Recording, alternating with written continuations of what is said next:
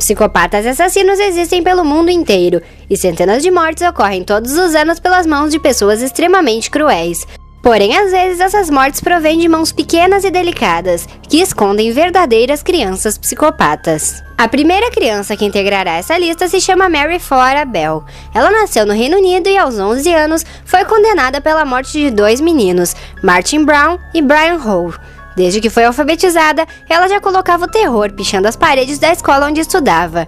Ela também incendiou a própria casa e maltratava vários tipos de animais. Ela nunca chorava ao se machucar, e sua brincadeira favorita era surrar seus brinquedos. Uma das prováveis causas de tanta rebeldia era que sua mãe era uma prostituta e lhe dava pouca atenção. Fora que também ela tinha sido entregue para adoção por diversas vezes, mas nunca dava certo. Ao longo de seu crescimento, Mary recebia drogas de sua mãe, tendo inclusive sofrido de overdose e sido internada em um hospital local. Outro absurdo que ocorria em sua vida era que desde os 4 anos, a pobre menina era obrigada a se prostituir junto com a mãe.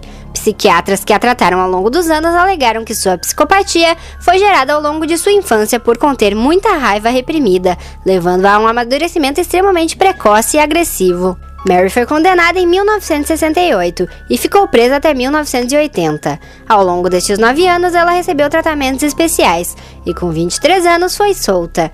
Uma vez liberta, ela continuou sendo monitorada, mas ganhou anonimato e hoje é feliz com sua filha e seu marido.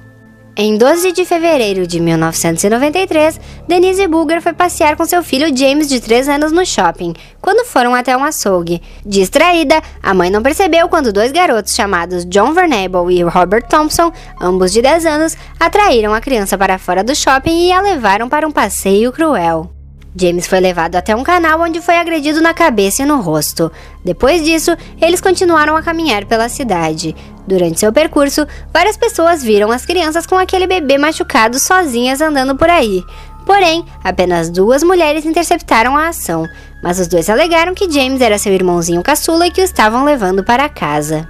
Quando finalmente chegaram ao local deserto, os 2 meninos estupraram o bebê, jogaram tinta em seus olhos e o espancaram com uma barra de ferro. Depois de o matarem, jogaram seu cadáver no meio de trilhos de trem. O corpo de James foi encontrado 2 dias depois, dividido ao meio próximo aos trilhos. E para piorar, a investigação demorou muito para ser concluída, fazendo com que a família da criança sofresse ainda mais. Isso porque os policiais jamais desconfiaram que crianças seriam tão cruéis a ponto de cometer este terrível homicídio. Quando finalmente encontrados, os meninos foram julgados como adultos e ficaram presos por 8 anos, quando foram julgados incapazes de cometer mais atrocidades. Eles ainda são monitorados, porém jamais cometeram outros crimes. E por último, vou contar a história de Graham Young, uma criança de 14 anos que vivia na Inglaterra e era fascinada por histórias de assassinatos em série, química e veneno. Com o tempo, em 1961, o jovem decidiu que iria testar seus conhecimentos na própria família. Primeiro, seu pai começou a adoecer, depois sua irmã e por último sua madrasta. Todos eles tinham intensas dores de barriga, diarreias e vômitos constantes. Ele colocava um pouco de veneno todos os dias nos alimentos de sua família, até que 1 ano depois fez sua primeira vítima fatal, sua madrasta. Os amigos de Graham também começaram a ter os mesmos sintomas, então um professor desconfiou do garoto por conhecer seus gostos suspeitos e excêntricos. Então, decidiu que vasculharia as coisas de Young e lá encontrou diversos recortes de jornais sobre assassinos, desenhos assustadores de cadáveres e material químico. Imediatamente, este professor chamou a polícia e Graham foi levado para uma clínica de segurança máxima para tratamento. Lá ele permaneceu por 9 anos e, mesmo preso, ele extraía cianeto de uma planta de louro e conseguia envenenar diversos presos, tendo inclusive assassinado um de seus colegas de cela. Após solto, ele fez mais 70 vítimas e só foi preso novamente quando assassinou um colega de trabalho. Todos os assassinatos representavam os mesmos sintomas que sua família teve.